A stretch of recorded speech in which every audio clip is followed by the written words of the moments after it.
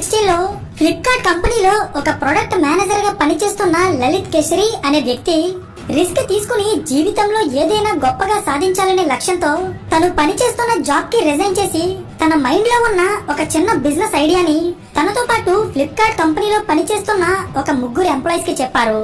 వాళ్ళకి తన ఐడియా నచ్చడంతో వాళ్ళు కూడా ఇంకేం ఆలోచించకుండా వాళ్ళ జాబ్ కి రిజైన్ చేసి ఒక్క రూపాయి కూడా ఎవరిని అడగకుండా ఎవరి సహాయం తీసుకోకుండా ఆ నలుగురు వ్యక్తులు స్టార్ట్ చేసిన ఒక చిన్న ఫిన్టెక్ కంపెనీ ఈ రోజు భారతదేశంలోనే అతిపెద్ద స్టాక్ బ్రోకింగ్ ప్లాట్ఫామ్ గా మారింది. అదే గ్రో. 2016 లో గ్రో కంపెనీ స్టార్ట్ అయ్యేటప్పుడు ఈ కంపెనీ ఫౌండర్స్ ఫస్ట్ మంత్ లో కనీసం ఒక 100 మంది కస్టమర్స్ వస్తే వాళ్ళ ఐడియా సక్సెస్ అయినట్టే అనుకున్నారు. కానీ వీళ్ళకి 600 మంది కస్టమర్స్ వచ్చారు. అంటే ఈ కంపెనీ ఎంత చిన్నగా స్టార్ట్ అయిందో మీరే ఆలోచించండి. కానీ కట్ చేస్తే ఈ రోజు అదే గ్రో కంపెనీ దగ్గర సుమారు 1,30,00,000 మందికి పైగా కస్టమర్స్ ఉన్నారు. సో ఇక్కడ క్వశ్చన్ ఏంటంటే అసలు ఈ కంపెనీ పెట్టాలనే ఆలోచన వీళ్ళకి ఎలా వచ్చింది? ఈ కంపెనీ యొక్క బిజినెస్ మోడల్ ఏంటి? అసలు వీళ్ళు డబ్బులు ఎలా సంపాదిస్తారు? ఇండియన్ స్టాక్ బ్రోకింగ్ ఇండస్ట్రీలో పెద్ద పెద్ద కంపెనీస్ ని దాటుకుని గ్రో కంపెనీ నంబర్ 1 పొజిషన్ కి ఎలా ఎదిగింది? అండ్ అలా ఎదగడానికి ఈ కంపెనీ ఫౌండర్స్ ఫాలో అయిన బిజినెస్ అండ్ మార్కెటింగ్ స్ట్రాటజీస్ ఏంటి? మన ఫోన్ లో ఉండే ఒక చిన్న మొబైల్ అప్లికేషన్ వెనక ఎంత పెద్ద స్టోరీ ఉందో నేను ఈ వీడియోలో చెప్పబోతున్నాను. గైస్, ఈ వీడియో చాలా ఇన్స్పైరింగ్ గా ఉంటుంది.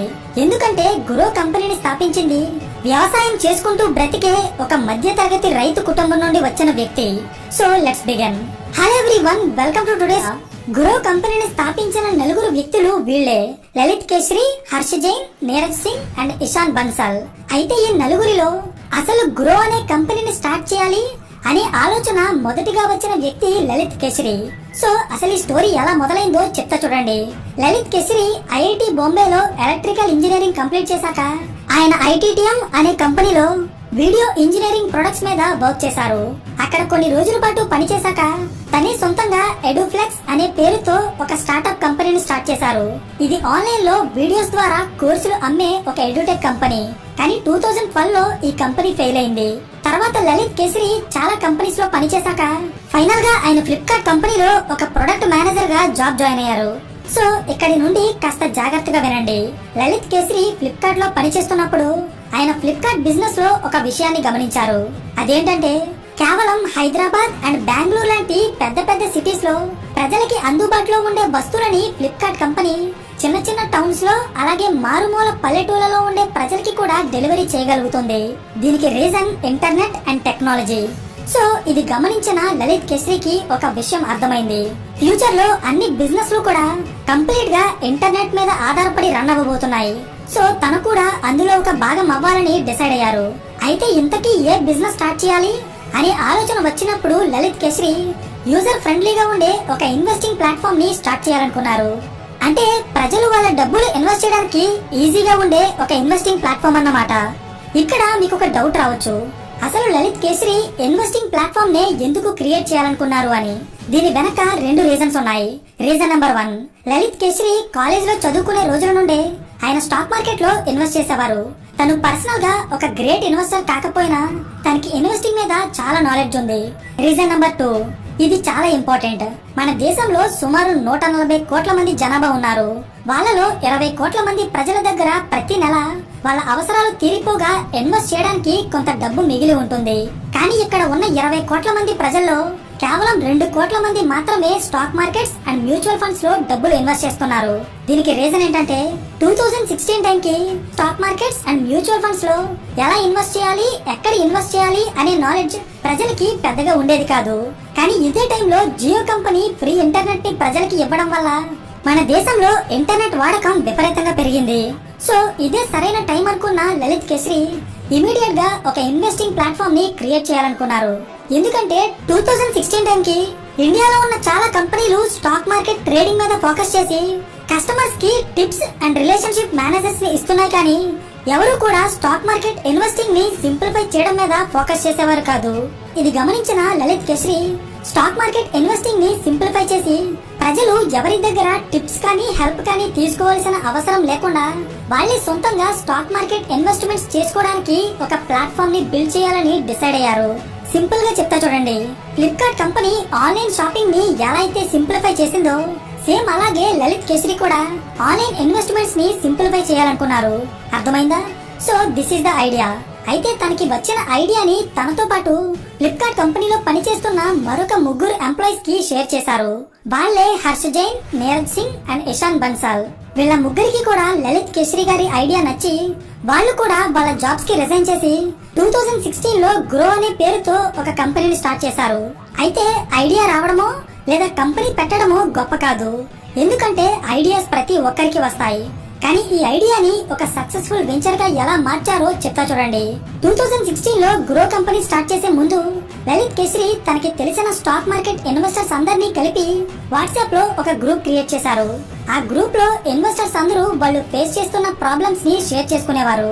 ఇది చూసిన లలిత్ కేసరికి అసలు మన దేశంలో ఉన్న ఇన్వెస్టర్స్ ఎలాంటి ప్రాబ్లమ్స్ ని ఫేస్ చేస్తున్నారో క్లియర్ గా అర్థమైంది. అయితే గ్రో కంపెనీ ఎలా స్టార్ట్ అయిందో మీకు అర్థం కావాలంటే ముందు ఈ నలుగురు ఫౌండర్స్ యొక్క బ్యాక్గ్రౌండ్ ఏంటో మీకు తెలియాలి. లలిత్ కేసరికి స్టాక్ మార్కెట్ ఇన్వెస్టింగ్ గురించి నాలెడ్జ్ ఉంది.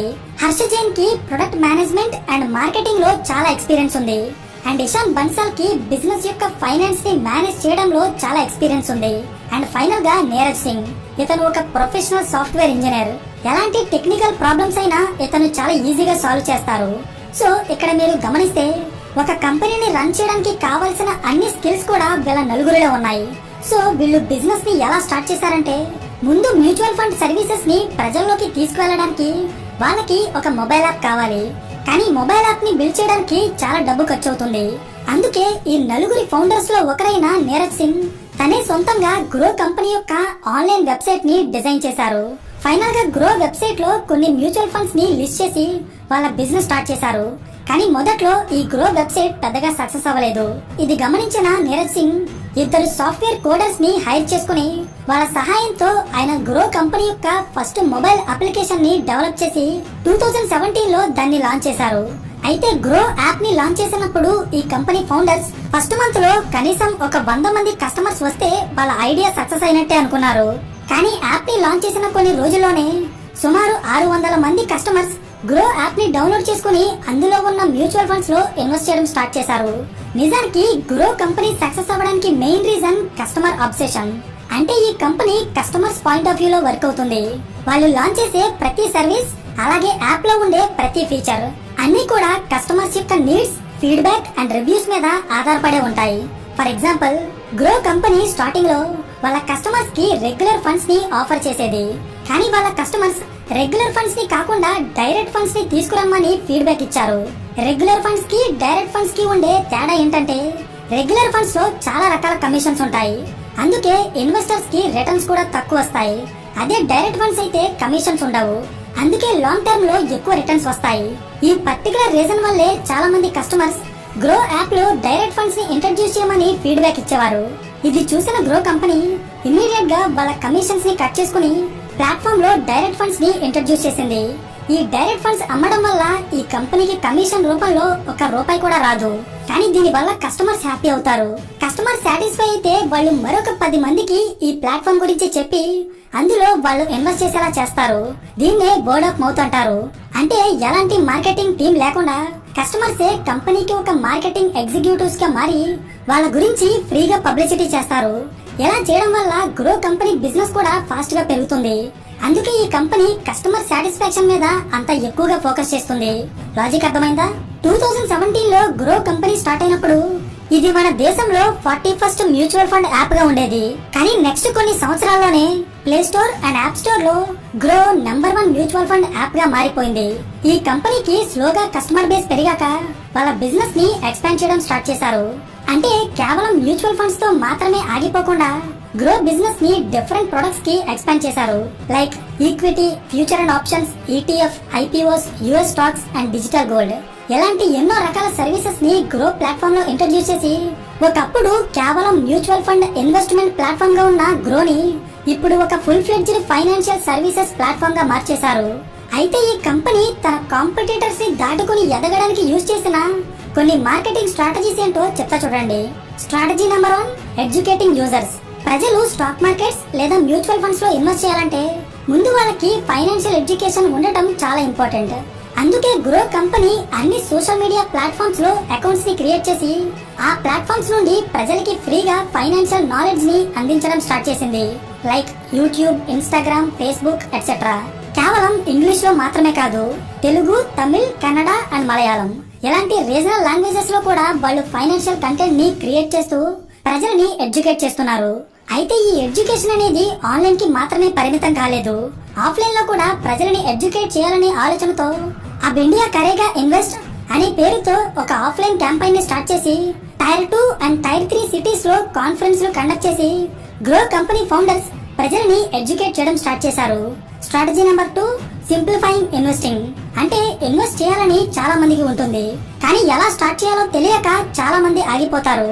అందుకే ప్రజలు ఈజీగా యాక్సెస్ చేయగల ఒక సింపుల్ అండ్ ఎఫెక్టివ్ ప్లాట్ఫామ్ ని గ్రో కంపెనీ డెవలప్ చేసి ఇన్వెస్ట్ చేయాలనుకునే ప్రతి ఒక్కరికి ఫస్ట్ చాయిస్ గా మారిపోయింది. దీనితో పాటు గ్రో కంపెనీ అకౌంట్ ఓపెన్ చేయడానికి కానీ మెయింటైన్ చేయడానికి కానీ ఎలాంటి ఫీజు చార్జ్ చేయదు. అంతేకాదు వీళ్ళు మ్యూచువల్ ఫండ్స్ అండ్ ఎస్ఐపిస్ కూడా 0 కమిషన్ తో ఆఫర్ చేస్తున్నారు. సో ఇలాంటి ఎన్నో రీజన్స్ వల్ల కస్టమర్స్ నంబర్ లో చూసినా లేదా యాక్టివ్ యూజర్స్ లో చూసినా గ్రో కంపెనీ మన దేశంలోనే నెంబర్ 1 పొజిషన్ లో ఉంది. Strategy number 3, better understanding of customers. నిజానికి గ్రో కంపెనీ బెంగళూరులో ఉన్నప్పటికీ వాళ్ళ ఎంప్లాయీస్ మన దేశంలో అన్ని రాష్ట్రాల్లో ఉన్న ఇన్వెస్టర్స్ తో రెగ్యులర్ గా మాట్లాడుతూ వాళ్ళ అవసరాలని అలాగే వాళ్ళు ఫేస్ చేస్తున్న ప్రాబ్లమ్స్ ని తెలుసుకుంటారు. అంతేకాదు గ్రో కంపెనీ ఫౌండర్స్ కూడా రెగ్యులర్ గా మన ఇండియాలో ఉన్న అన్ని స్టేట్స్ కి ట్రావెల్ చేస్తూ అక్కడ ఉన్న ఇన్వెస్టర్స్ తో డైరెక్ట్ గా మాట్లాడి ఇన్వెస్టింగ్ లో వాళ్ళకి ఉన్న ప్రాబ్లమ్స్ ని డైరెక్ట్ గా విని అర్థం చేసుకుంటారు. నిజంగా ఒక కంపెనీని డెవలప్ చేయడానికి కస్టమర్స్ తో డైరెక్ట్ కాంటాక్ట్ మెయింటైన్ చేయడం అనేది చాలా ఇంపార్టెంట్. అర్థమైందా? నెక్స్ట్, గ్రో కంపెనీ చాలా రకాల సర్వీసెస్ ని కస్టమర్స్ కి ఫ్రీగా అందిస్తున్నా కూడా వీళ్ళు లాభాలు సంపాదిస్తున్నారు. ఈ కంపెనీ స్టాక్ ఇన్వెస్టింగ్ లో బ్రోకరేజ్ చార్జ్ చేయడం ద్వారా డబ్బు సంపాదిస్తుంది. కేవలం లాభాలు సంపాదించడం మాత్రమే కాదు, లాస్ట్ 2 ఇయర్స్ లో ఈ కంపెనీ యొక్క ఆదాయం ఆల్మోస్ట్ డబుల్ అయింది. ఫర్ ఎగ్జాంపుల్, మనం ఒకసారి ఈ కంపెనీ యొక్క రెవెన్యూ అండ్ ప్రాఫిట్స్ ని గమనిస్తే 2023 లో 1277 కోట్లుగా ఉన్న ఈ కంపెనీ రెవెన్యూ 2024 వచ్చేటప్పటికి 3145 కోట్లకి పెరిగింది. లాభాలు కూడా 448 కోట్ల నుండి 535 కోట్లకి పెరిగాయి. రెవెన్యూ అండ్ ప్రాఫిట్స్ తో పాటు గ్రో కంపెనీ బిజినెస్ మోడల్ నచ్చిన ఎంతో మంది ఇన్వెస్టర్స్ ఈ కంపెనీలో వాళ్ళ డబ్బు ఇన్వెస్ట్ చేస్తున్నారు. ఫర్ ఎగ్జాంపుల్, మనందరికీ బాగా తెలిసిన మైక్రోసాఫ్ట్ CEO సత్య నాదెళ్ల గారు కూడా గ్రో కంపెనీ బిజినెస్ మోడల్ నచ్చి ఈ కంపెనీలో ఇన్వెస్ట్ చేశారు. సో ఫైనలీ 2017 లో కేవలం 300 మంది కస్టమర్స్ తో స్టార్ట్ అయిన ఈ company customer satisfaction, feedback and education కి హైయెస్ట్ ప్రయారిటీ ఇచ్చి బిజినెస్ మొత్తాన్ని కస్టమర్ సెంట్రిక్ గా మార్చేసి 0 నుండి స్టార్ట్ అయిన గ్రో కంపెనీ ఈ రోజు 1,30,00,000 మంది ఇన్వెస్టర్స్ తో దేశంలోనే నెంబర్ 1 స్టాక్ బ్రోకింగ్ ప్లాట్ఫామ్ గా మారిపోయింది. నిజంగా ఒక చిన్న ఐడియాని ఈ స్థాయికి తీసుకురావడం అంటే అది చాలా గొప్ప విషయం. అర్థమైందా? సో ఫైనలీ ఈ వీడియో మీకు ఇన్ఫర్మేటివ్ గా అనిపిస్తే ఖచ్చితంగా లైక్ చేసి ఇలాంటి మరిన్ని బిజినెస్ కేస్ స్టడీస్ కోసం ఛానల్ ని సబ్స్క్రైబ్ చేయండి. So thank you for watching and I will see you in the next video. Till then